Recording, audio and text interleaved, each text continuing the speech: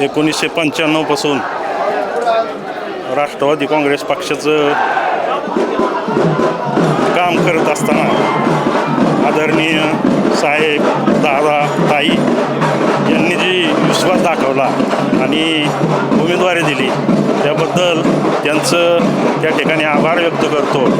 आणि जे शाहू फुले आंबेडकर यांच्या विचाराला पुढं घेऊन जात असताना मतदार बंधू भगिनींनी या विचाराच्या पाठीमागं ठामपणे उभं राहिलं पाहिजे आणि मतदार या ठिकाणी ठाम उभे राहतील अशी या ठिकाणी खात्री आहे।